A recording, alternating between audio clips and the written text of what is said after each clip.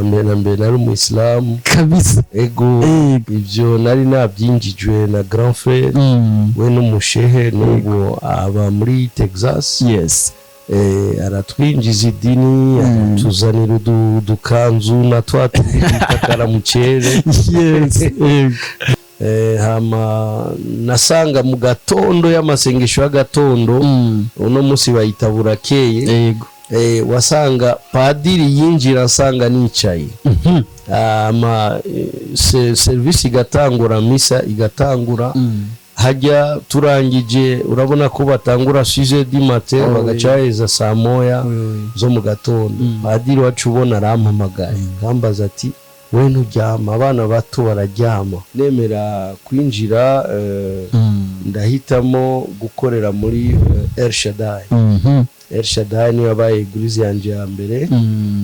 Niyo nakoranye na Olivier Ndere muri 2000. Olivier Ndere ndamuzi Uvira. Okay. Kandi kenshi je naragendana nawe ku misigiti. Yego. Harageze n'ahantu hanyigisha za Korani. Yego. Kandi nabigiyemo nk'ubiryoherewe. Nk'ubu ngenda muri Tanzania ari ahantu bampaye n'amazu. Novuga iyo nshitse Tanzania fisa ahantu sindiha hotel. Okay. Shikashikira mvuga ati mu rugo nga. Okay. Ariho n'ahantu anu bita Singida. Tanzania. Tanzania. Ibintu no biha reka ndabiha isura y'ibindi bintu bitatu. Umuntu kugena na bodyguard parfois birakenewe bivanye na insécurité. Aba yiyakiza muri kuvuga ati ndafise ububeshi mbesha abantu ejo barashobora kuzofata ejo bambonye jenyene ndashobora guca ngira ikibazo bakankubita nkabura n'ingene ntaha mu rugo swate nsubira mu rugo. Iyo ni isano ya mbere. Ntagire n'umuntu numwe akwegera. Sasa akabona wewe ntabyo azoshobora agaca yangaja abamufasha kugira ngo n'imbere yuko basohoka abamaze kubabwira ati a condition kenshika kuri podium atamuntu numwe ndaramutsa cyangwa aranyegera. Kuko abazi icyo atwaye gutakaza ubwenge bw'abana abantu kugira ngo abacakire mpiri ivyo avuga byose bavyemere. Mbega biremerewe yuko umukozi w'Imana aja muri politiki mu gihe tubona neza ko hariho abakozi b'Imana kandi twese twemera ko abakozi b'Imana ndabavuga nta kibazo kuko barazwi ni Apotre Mbayahaga hamwe na Apotre Dieudonné Nduwimana. Byo navyo mu bivuga ko ikigambo.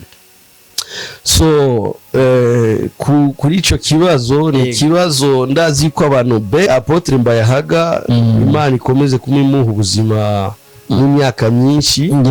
Ama na Dieudonné uvuga courage cyane kuko natoge turi inyuma nuko no bivuga kuko Imana burya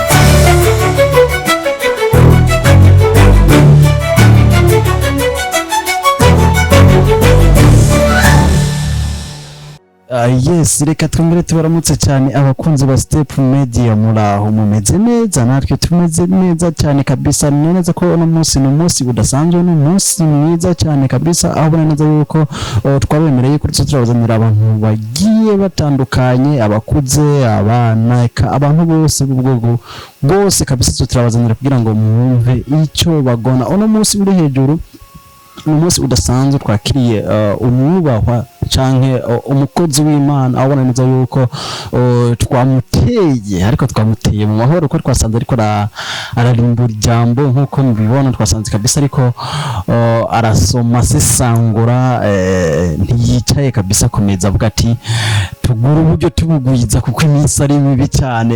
Nuko ariko imbere yuko tumwakira reka tubanze tubasabe mugire subscribe, like, share and comment kugira ngo kino kiganiro mutarakira mubanze mugihereza abagenzi banyu, abagenzi banyu nabo bagihe abagenzi babo kugira ngo tutangurane mu mahoro n'umutekano. Reka tumwakire uno mukozi w'Imana, turabakiriye cyane. Murakoze, muguwe neza? Ego turashima Imana kabisa. Akuze ntikamuri ko tureba neza yuko twasanze muri ko murasoma ijambo, ariko imbere ya byose mushobora kwidondora abakunzi ba Step Media. ego murakoze cyane kutugendera Step Media. Yes. Mu mazina ni Arsene Cishahayi, ariko mu gikorwa dukorera Imana twatewe iteka yo kwitwa intumwa missionnaire, no kuvuga apôtre missionnaire. Yes. Nico gikorwa nsanzwe nkora. Okay, iki gikorwa cyo kuba muri ntumwa mwagitanguye ryari canke mwamwikorera amaja hehe? Igikorwa cy'intumwa si sugufa kukironka giturumbuka, ego, ariko ibara umuhamagaro. Ibara umuhamagaro kandi bisaba ko uca mu ma etape menshi cyangwa ama épreuve menshi cyane. Yego. Hama ubu novuga yuko aha ni wacu mu Burundi, ariko kenshi na kenshi ndi mu bihugu bitandukanye. Nkaba nsanzwe mfise residence yanje ni Kampala pour le moment. Yes. Haciye hafi imyaka 16-17 ndi Kampala. Ariko kenshi naho nyine sindahaba. Usanga ndi muri Tanzania, muri Kenya, za Malawi, Mozambique. Gutyo turagenda ku gikorwa c'Imana. Okay. No kuvuga igikorwa c'Imana mu mwarakigize umwuga. Ego ni nk'umwuga, ni nka domaine. Yes.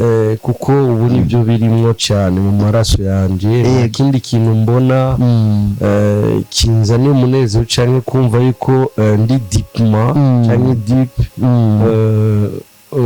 mu byo nokora byose. Is first God. Okay. Hama papa, uno munsi nipfuza yuko twoganira ku muhamagaro wanyu. Mbega mwitavye umuhamagaro wanyu gute? Byagenze gute? Habaye iki? So umuhamagaro si umuntu wari wese kiri umuntu afise ukuntu agira umuhamagaro. Muri iki gikorwa cyo gukorera Imana, ibuka yuko ubwa mbere na mbere nari umuyisilamu. Ubwa mbere na mbere nari umuyisilamu kabisa. Ego, ibyo nari nabyinjijwe na grand frère we n'umushehe n'ubu aba muri Texas. Yes. Aratwinjiza idini, tuzanira udukanzu na twatubikakara mu cere. Yes. Kandi kenshi je naragendana nawe ku misigiti. Ego. Harageze n'ahantu hanyigisha za Korani. Yego. Kandi nabigiyemo nk'ubiryoherewe, ariko ngasanga ni bya bindi umuntu ajayo kubera umuceri, bya bindi bakora kuza rayidi, kuvuga ati hageze inzoga kwambara uku. Nca asanga ntabwo byari mu mutima wanyu, kuvuga nagiye kubera umuntu. Yes. Mu nyuma yaho narabaye mu Katoliki, ariko harabaye intervalle mvuye muri Islam. Namaze igihe kinini cyane, intervalle idasanzwe. Hama mu nyuma Imana irantera iteka, nangura kumva mu muhamagaro. Ariho ukuntu numva iyo indirimbo iriko iraririmba mu radio y'Imana, naca numva umengo ari akantu kariko karakubita ku mutima. Naho nabandi ko ndatembera ngaca numva ngire frère hagarare ya ndirimbo ndayumvirize, imaze guhera ngaca mbandanya. Hama ariho n'abandi kera, sinzi ko abajene ubu bashobora kubimenya. Kera ariho abantu barengana mu ijoro bagenda bigisha ijambo ry'Imana, bafise message Imana yabahaye. Ari ukuntu bagenda batembera mu ijoro bariko baravuga ico Imana ivuganye nabo. Hama jewe naragera ahantu nkumva buriya muntu arenga ari umumama cyangwa umupapa. Narabyuka mu gatondo nkanyoroboka mu ijoro buke buke, nkugara umuryango, abavyeyi batabizi, bene bacu batabizi, nkagenda inyuma y'ujya muntu. Ujya muntu akubonye ukuntu yaca ati we subira mu rugo. So benshi bigisha mu Giswahili wazi Bujumbura. Rero ugasanga arakwirukanye ugaca winyegeza, abandanyije ugakurikira. Meme bya igihe c'intambara ca 1993 byabaye before byabaye imbere yuko intambara iba canke umudurumbanyo uba mu gihugu. Hari abantu barenganye, muri abo bantu bagiye barengana batanga message ko ari intambara igiye kuba mu Burundi. Yego narabikurikirana nkumva nyene inyota, nkumva yuko naje noba nk'uwo muntu ariko aravuga. Hama ikindi naco nibuka mu nyuma yari muri 2018 niyo natanguye kumva umuhamagaro rero. Nono ni muri 95-96. Okay, aho nari mu bice bya Kabezi. Yego wibuka ko abantu bari barahunze mu Burundi ayi Bujumbura. Yego twari mu za Kabezi hano bita Imutumba. niho natanguye kumva rero umuhamagaro wo kuja muri Gatolika. Hama nasanga mu gatondo y'amasengesho y'agatondo uno musi bayita burakeye. Yego wasanga padiri yinjira asanga nicaye. Service igatangura, misa igatangura. Hajya turangije urabona ko batangura 6h du matin bagacaheza saa moya zo mu gatondo. Padiri wacu ubona arampamagaye ngambaza ati we nturyama, abana bato bararyama. Navuga ati numvise mbuza amahoro, numvise nshaka yuko noza kuba mu masengesho mu gatondo. Hama mu nyuma naciye ndondera ishapure twa tundi bakorera tumeze nk'impeta.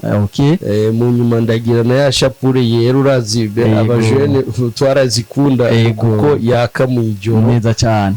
naca nsanga nisanze nkora rozari 14 ku munsi kabisa. nizo nakora kandi ntazikoze nta kindi kintu nakora. Imagine nagenda ku ishuri naho umwigisha bari ko arigisha nabandi ko ndakora rozari. Narabaye muri Gatolika nakoze cyane, ndaba umukorezi kuko nari mfise ivyiyumviro byo kuba umupatiri.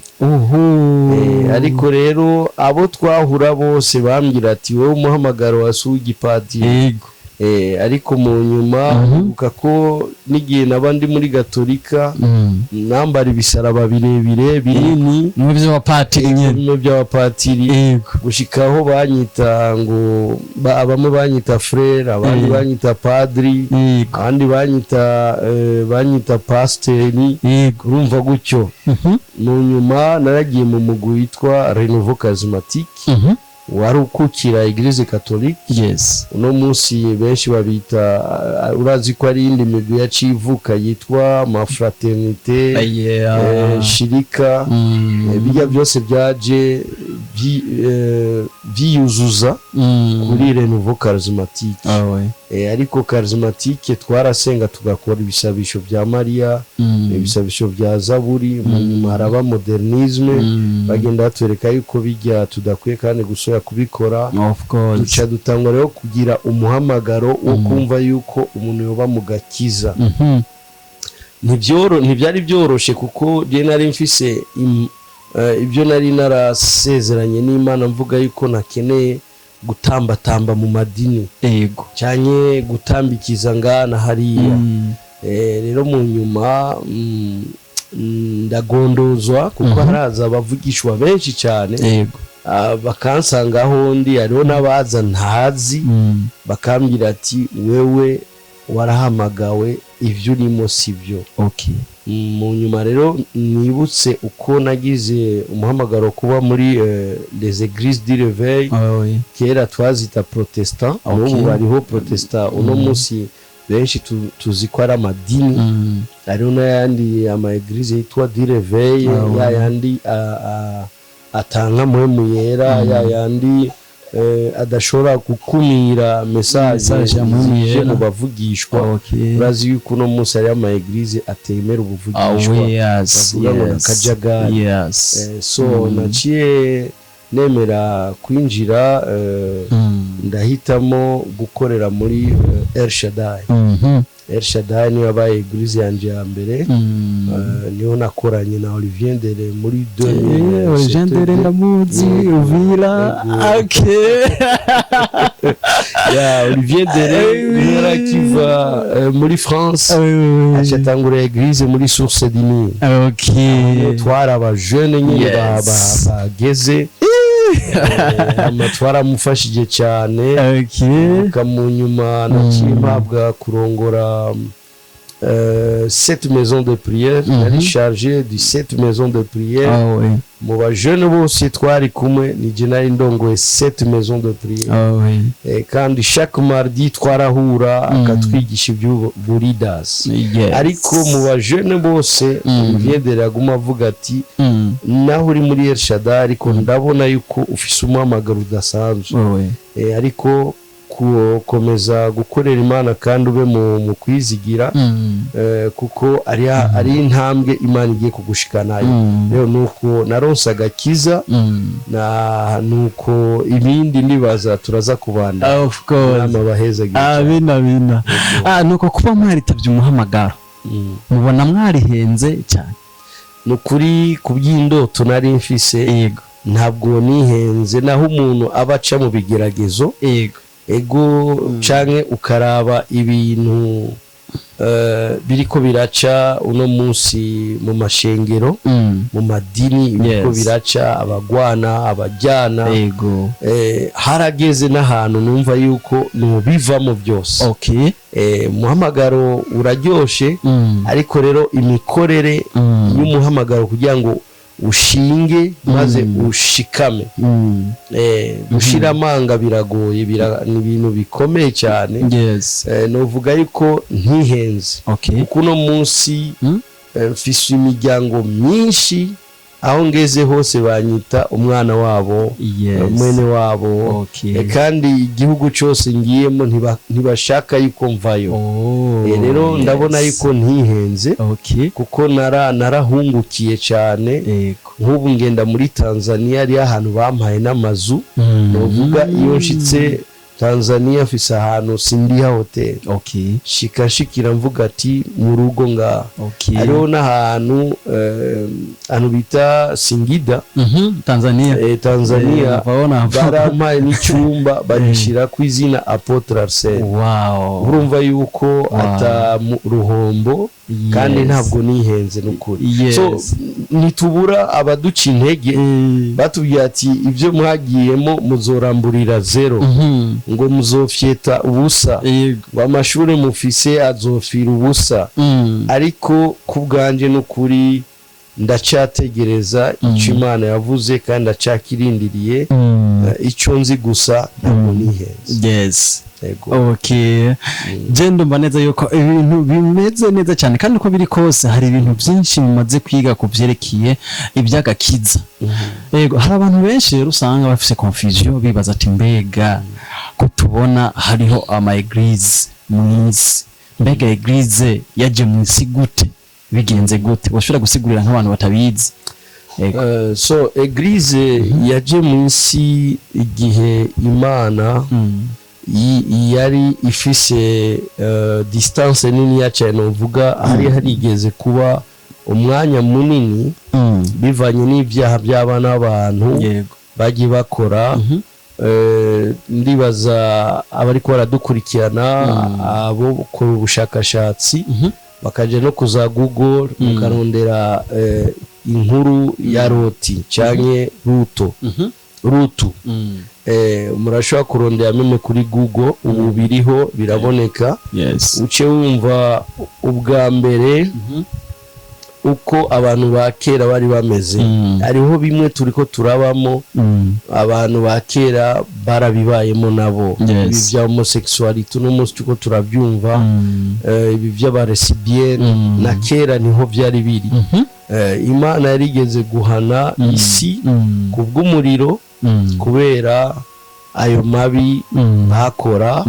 Icyo gihe cyari igihe cya Ibrahim. Ibrahim murazi yuko yaragerageje asaba Imana ati mbega hoboneka 50. Imana iravuga ati ndabaharira. Aragenda ati 40 ndabaharira. ati 30 ndabaharira aramanuka gushaka ku 10 Imana imugira ati mbere n'umuntu umwe agaragaye akaboneka nzoturira canke nzorandura abana bisi nibyo bankoreye ariko Ibrahimu yasanze atanumwe uwakijijwe yaronse ugukiza amagara yari Loti n'umuryango wiwe naho nyene byavanye kubera ubucuti Ibrahimu yari afitanye n'Imana niyo mumbwiye ati uko nshaka kurandura iyo si biciye ku muriro ndashaka yuko ufata umuryango wawe Loti n'umuryango we basohoke abo nibo nzi yuko ari abawe abandi basigaye ndabahane murazi yuko byabaye uko ariko Loti arahabwa ko Imana iha Ibrahimu impanuro ati aba Loti bariko baragenda mubabwire ntibahindukire inyuma ariko murazi ko umugore wa Loti yumvise ahindukiye acaba inguzo y'umunyu ama ngiye ku nkuru ya Noa niyo yari isi ya mbere murazi yuko abantu barabaye abagarariji baranyinzoga basambana n'ibikoko bakora amabi menshi cyane na niyo mpamvu mu nyuma Imana naho yaciye ibahanisha amazi isi yose yuzura umwuzure w'amazi yari imvura idahera twatuvura twavuga ngo tunyanyaze ariko twarakuze turakura dutwara amazu dutwara abantu barapfa so no kuvuga yuko burya Imana rero byarageze ahantu Imana ugiye kuri Noa rero Imana yageze ahantu ivuga ati sinzosura kandi guhanisha umwana w'umuntu amazi murazi kuri Ibrahimu naho nyene na Loti Imana yaciye yitandukana n'umwana w'umuntu bivanye n'umuriro yabahanishije haraciye rero Bibiliya irasigura neza ko haciye haba distance nini cyane Imana ntiyasubiye kuvugana n'umwana w'umuntu ariko hariya mu ijuru avuga yuko yaciye yimvira ati ninde yoja basi gusubiza rwa rukundo ya migenderanire ya jewe n'umwana w'umuntu rero tubikesha Kristo Yesu kuko niwe yaciye yemera araza na niyo ntango yo kuvyara ishengero kuko neza na neza ishengero yavutse igihe Yesu yaramaze ijya minsi 3 ariko araribera imitima y'abana b'abantu yari yafunzwe na shetani maze ijya 3 jours mu kuzimu agiye ariko arakora operation spirituelle yo kugira ngo akure umwiza wari muri iyi si tubayemo awusubize hariya hepfo maze amwaka urufunguzo ko satani yari afise ubushobozi bwo gufata umwana w'umuntu akamugumana kandi akagukuramo ivyimviro byose byo kutamenya nuko Imana ibaho hama Yesu rero amaze kuzuka amaze kuva muri operation spirituelle yaciye aza directement ku isi arabonana n'abigishwa biwe ajya ahantu urashobora kubikurikira muri Yohana igabano cya 14 karongo ka mbere aca babwira ati sindabasize muri imfuvyi ariko ngiye kwa data kugira ngo ndabategure aho muzonsanga aho tuzobana ibihe bidashira muri make yacitsa umwitsa nawe niwe mpwemu yera ni azokwamana namwe hama mugende murindirire mpwemu yera hariya i Galilaya niho bari baciye baja baricara babanda basenga niwo wa munsi tuvuga kuri Pentecote ushaka gusoma ucuja mu bikorwa by'abatumwa mu bikorwa by'intumwa ikigabano cya 2 akano ka mbere ucubona aho ishengero ryavuka aho ni ishengero ryatanguriye gushika uno munsi nuko no munsi turumvise neza yuko Yesu Kristo azanye ishengero rimwe ku isi ariko uno munsi tuvugana turabona neza amashengero menshi agiye atandukanye mbere bamwe ugasanga bari kuba yakoresha no mu byo bari kubagurisha zijya mpano nkumbare bahawe n'Imana navyo nzi ko ari Imana iba yarazibahaye canke bari ko barakoresha impano zabo mu kugurisha mu kuzigurisha ariko bakabikora bisunze ishengero kandi tukaba tubona neza yuko hari amashengero menshi y'amazina agiye atandukanye ayo nayo mwibaza ko yoba yaje gute byagenze gute hari habaye iki so ku byinshi bw'amashengero ariko aravuka canke tubona no munsi kandi twibuka yuko Yesu yasezeraniye Petero ati ni uzoba umushinge na ni uzoba inguzo ya ecclesia canke y'ishengero tubikesha byose Petero kuko niwe yaciye ahagarara no munsi murabona catholique murabona les églises protestantes tuzitandukanyije hariho za Anglican hariho za Methodiste n'izindi za Baptiste so no kuvuga amashengero neza neza yari catholique catholique niyo dukesha aya mashengero yandi yose tubona ariko aravuka no kuvuga rero muri make novuga yuko aya mashengero ariko aravuka yaje akomoka kuyavyawe bivanye n'ibibazo byabaye muri catholique turazi histoire yo mu w'icenda twigeze kwigishwa inkuru za Jean Calvin na Martin Luther King uko bagiye kuvugana na papa baramwereka yuko ari ibintu batari batemera kubera ivyo babona yuko ingendo ya Katolika itanguye guhinduka sino bijako cyane mu nyuma urazi yuko haciye aba ugutangura les églises protestantes niho batanguye aho mu nyuma urazi muri les églises protestantes haciye aba kandi ivuka ryandi ma église bivanye n'umuhamagaro cyane niyerekwa y'ingene bifuza ko ishengero ritemberera canke rigendera ko so muri make novuga yuko ugiye mu byahishuriwe sinozana umwanya ngo turabe muri Bibiliya ariko ari hano mu byahishuriwe Yohana igihe ari muri zinga ya Patmos ari hano bagaragaza neza yuko amashengero azaza ku byinshi ugiye no muri Matayo 24 usomye kiya kigabane cyose cya 24 ari hano Yesu avuga neza yuko hazoba abazoza biyita ko arabiwe aribo abazoza biyita ko aribo Kristo rero mu isi ibizimiza ntibibura ikindi naco twibuke yuko isi uno munsi yameza amenyo reka mvuge gutyo kuko ni benshi basigaye bavuga yuko bahamagawe ariko batahamagawe kandi satani nawe agaca korera muri ba bantu kugira ngo aze kubatakariza umwanya no kuvuga mu yandi majambo jewe no bicamo inshuro zitatu ariho ishengero ziri muri uno munsi ziri kubera ziri mu muhamagaro kandi bazi ico bahamagariwe ni yandi mashengero ubona uno munsi batarigera bacanamo gushika n'ubu bagihagaze urabona nka Gatolika benshi bashobora kwiyongora ariko Katolika irabanda iyo ni dini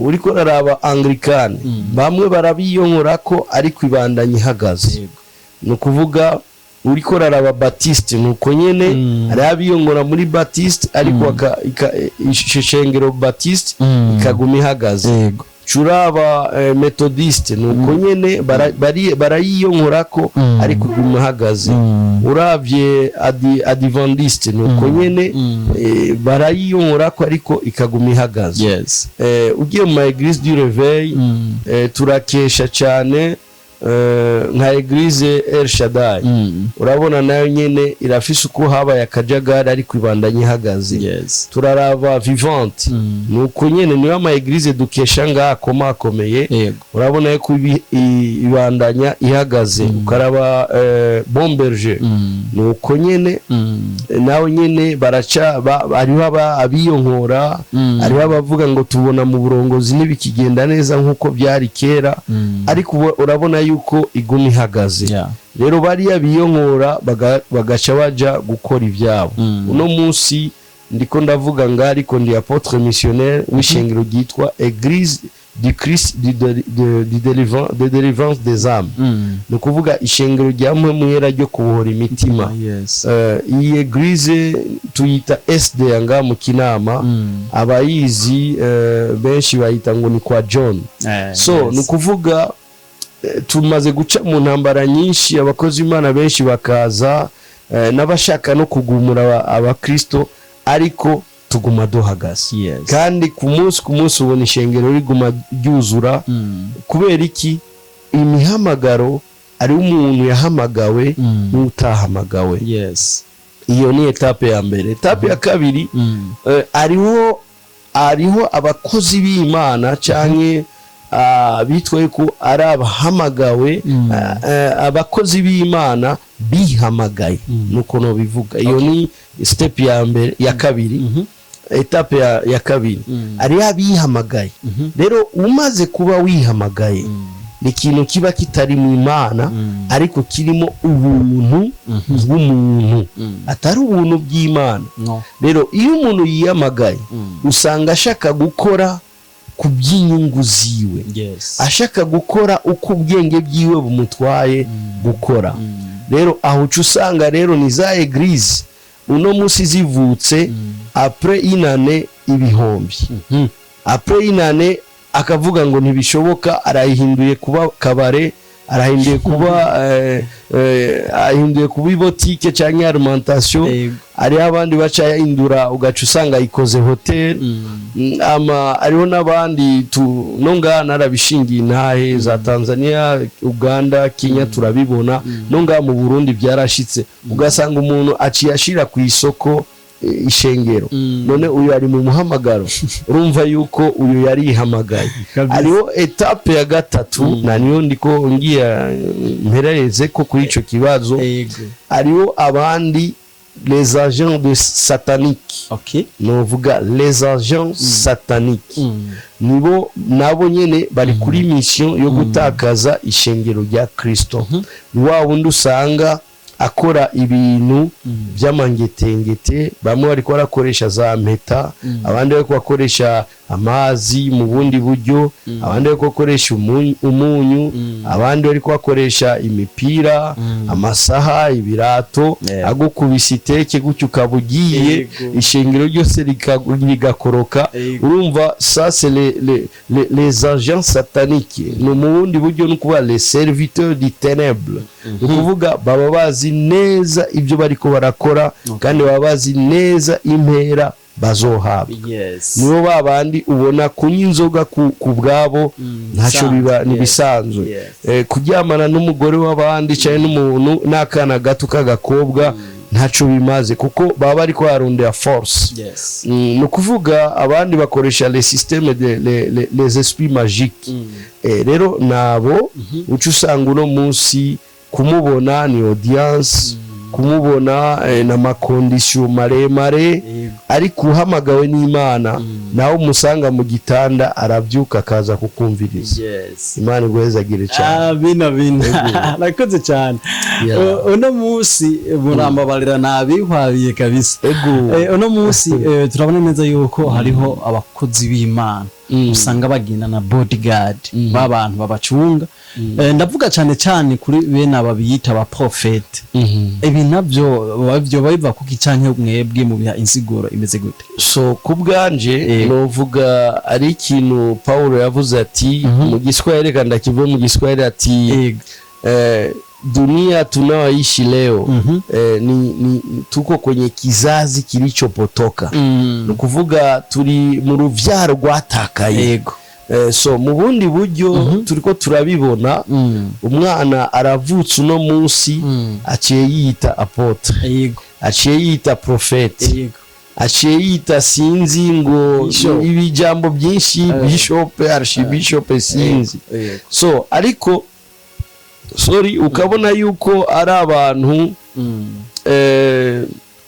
bafise objectif bifuza gushikako bamwe bavuga akarongo ngo Yesu yagendana aba bodyguard ngo bajya bigishwa biwe 12 ariko habanamba bajya barabigishwa biwe ibintu no biha reka ndabiha isura y'ibindi bintu bitatu umuntu kugendana na bodyguard parfois birakenewe bivanye na insécurité aba yiyakiza muri kuvuga ati ndafise ububeshi mbesha abantu ejo barashobora kuzofata ejo bambonye jenyene ndashobora guca ngira ikibazo bakankubita nkabura n'ingene ntaha mu rugo swate nsubira mu rugo iyo ni isano ya mbere isano gira kabiri no biha no kuvuga yuko ari abantu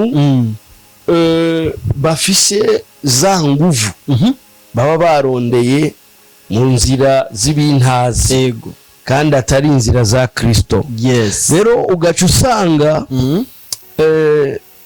baramuhaye condition yuko imbere yuko ushika kuri scene ntihagire n'umuntu n'umwe akwegera sasa akabona wewe ntabyo azoshobora agaca yangaja abamufasha kugira ngo n'imbere yuko basohoka abamaze kubabwira ati a condition kenshika kuri podium atamuntu n'umwe ndaramutsa cyangwa aranyegera kuko abazi icyo atwaye gutakaza ubwenge bw'abana abantu kugira ngo abacakire mpiri ibyo avuga byose bavyemere igikurikira kigira gatatu isano ya gatatu no biha kugira aba bodyguard ari abandi babikora nk'amafyeri ubyishime akavuga ati no ndiye maze kugira amafaranga maze kugira ikiniki reka nkore gutya kugira ngo babone ko ndagakomeye ico gihe no basaba nta muntu yahamagawe na Kristo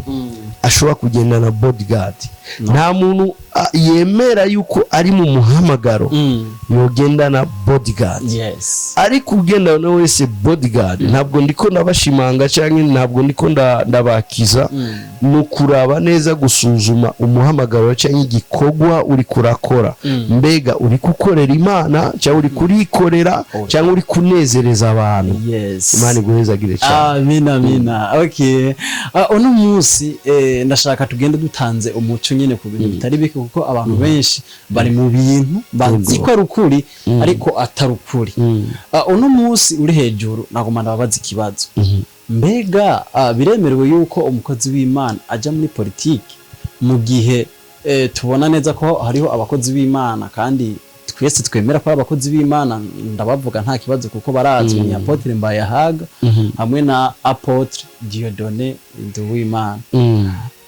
byo navyo mu bivuga ko ikigambo so kuri ico kibazo ni kibazo ndazi ko abantu benshi baciyumvira kandi bamwe bakabona yuko ati uyu muntu yaramenje uyu muntu aha yaracanganikiwe kubwanje reka ndabihe isura zibiri isura ya mbere uriko raraba mu gitabo ca Daniel yari umutegetsi agira gatatu mu butegetsi bwa Babylon kandi yari umukozi w'Imana yari umunabi akomeye yaravugishwa n'Imana yaravugana n'Imana Daniel yari umukozi w'Imana ariko yari mu butegetsi yagira gatatu kandi mu bahanuzi b'umwami Daniel uriko raraba niwe yari umuhanuzi wa mbere mu bahanuzi b'umwami mu butegetsi yagira gatatu ariko mu bahanuzi yari umuhanuzi wa mbere tubiye iyindi sura y'umukozi w'Imana Mose yabaye kwa Farao igihe kinini cyane no kuvuga yari ko arategurwa kuzoba liberateur y'ihanga rya Israel ariko yarabaye mu bwami tugiye kuraba Dawudi nawe nyene murazi yuko Dawudi abandi bita Davido nta kibazo nukuvuga yuko nawe nyene yakuze ateguwe n'Imana yuko azoba umutegetsi yarabaye umwami kandi yarakorana n'Imana. Iyo ni isano ya mbere. Ya nyuma bibaza yuko mubona ba Yeremiya, uraba ba Isaya, uraba turabe ba Eliya, aho bose barakoranye n'abami kandi bari bafise ukuntu bavyitwaramo. Umwanya w'Imana wari umwanya w'Imana, umwanya w'ibindi wari umwanya w'ibindi. No kuvuga urabye na Paulo kugira ngo yitwe intumwa ubwa mbere yakora mu butegetsi ahama ishengero rya Kristo, ariko Kristo aramuhamagara muhamagaro udasanzwe gushika uno munsi. Paulo yakoze ibintu n'intumwa zagendanye na Yesu zitigeze zikora. Niyo mpamvu uraba ibitabo bya Paulo ni ibitabo bikomeye bifise amajambo ukimvira mbe uyu muntu mengo ni Kristo, ngo ni Kristo wenyine ariko aravuga. So iyo ni sura ya mbere ndabihaye ku mukozi w'Imana. Ubajije yuko mbega birarekuye kuba muri politiki. Rero etape ya kabiri canke inyishu ya kabiri novuga ati ego arashobora kuba muri politiki muri ibintu bibiri bikurikira. Icambere arashobora kuba afise umuhamagaro kuva kera kandi akaba ariko akorera Imana comme pasteur. Ariko ntibibujijwe yuko igihugu kimugomwe cyane kikamukunda bivanye no gushirikana ubute n'ubwenge igihugu kidashobora kubura umuha igikorwa ashobora gukora ariko arafasha igihugu. Mu bundi buryo gukorera igihugu si bibi kuko no muri Bibiliya turabibona yuko iyo uri kurakorera igihugu uba uri kurakora igikorwa cyo guteza imbere igihugu cawe. Rero mu bundi buryo novuga ati mbere Apotre Mbayahaga Imana ikomeze kumimuha ubuzima n'imyaka myinshi, na Dieudonné uvuga courage cyane kuko natwebwe turi nyuma nuko no bivuga kuko Imana burya nitwe mu bisanzwe twari dukwiye no kurongora n'ibihugu kabisa. Dusanzwe dukwiye kurongora ibihugu. Uravye abakozi b'Imana dusoma muri Bibiliya babaye abami kandi bakorera Imana. Ukuvuga rero reka dutera kamo na leta yacu y'u Burundi igihe cy'amanomination y'amadekrerwa byiza ko mugwiza abapasiteri abapotre muri guverinoma kugira ngo igihugu gitwagwe neza maze abanyagihugu bashoboye kuroranirwa. Ego murakoze cyane, namwe mugize neza cyane. Nuko akandi kabazo gashira kanyuma muri ko muraraba Uburundi selon la Bible mubuha yahishusha. Selon la Bible Uburundi tubuha ishusho nka Israel ko irafise ibintu byinshi bifitanye isano na Israel. Ikindi naco Uburundi buri mu mugambi w'ikanguro rizoba ku isi yose. Uburundi buri mu mugambi w'ikanguro rizoba ku isi yose, byaravugishijwe kera cyane. Kandi Uburundi novuga huzuyemo abakozi b'Imana benshi bazova ngaha bagenda ku isi gukwiragiza kwatsa umuriro wazimwe na Satani. Kuko uriko raraba uno munsi twotanga koro nka Kristo Ndikumana, urabona yuko uno munsi ari imbere ariko arakora ikanguro ridasanzwe muri Afrika ni Burayi hose. Nuko nanje uno munsi ibihugu byinshi barantumako ndagenda naho novuga tutarashika ku ntambwe ikomeye cyane, ariko ahantu tugeze turagenda cyane. Niyo mpamvu no munsi ishobora kuba mu Burundi amayinga abiri ukwezi kumwe, ejo ugasanga Kampala ndahashitse ego ni mu rugo ariko sintevye kubera baguma babona ya mbuto Imana yateye mu Barundi. Ni kuvuga mu bundi buryo Uburundi novuga yuko bwateguye kuba libération du monde. C'est un pays qui va libérer le monde dans la vie spirituelle. Yes. Ego. Okay, guhereza nago masabe akajambo kamwe canke ijambo rimwe utekerera abakunzi bawe. Ya, so ijambo notekera abakunzi bacu ba Step Media. Icyambere no gusaba uri kuradukurikirana cyangwa uzobandanye udukurikirana no gusaba iki kintu kimwe. Guma ku muhamagaro. Hagarara mu kwizera kwawe. Shikama mu byo wahisemo gushira imbere. Kandi don't give up. Yes. Ntubiveko. Yes. Nuvuga ati ngo biratevye. Oya, bandanya urindirira aho nyene. Kuko ni benshi dukurikira tukabona yuko hageze ibigeragezo babivamo byihuta. Hageze ibigeragezo there is not patience. Ugasanga patience iragoye umuntu kugira ngo yiyumanganye arindire ko igihe cyo gishika. Benshi usanga ahisemo gufata inzira yo kwirondera ibimworohera bya hafi. Ariko umwana w'Imana, nshuti yanjye uri kurankurikira, umukunzi uri kurankurikira, garagaza umuhamagaro wawe. Mu kuvuga hagarara aho nyene. Naho no munsi byansa, ariko ibuka ejo yuko bizokunda. Naho no munsi atazuba ariko riraka, ibuka yuko ejo izuba rizokwaka iwawe. Naho no munsi atamvura ikwiragwa, ariko ibuka yuko imvura izogwa mu murima wawe. Naho no munsi ibyo bibazo uri kuracamo bidashobora guhera, ibuka neza yuko imbere yaho hari ibibazo, hariho n'ababirenga babiciyemo, ariko baramaze kubijamo.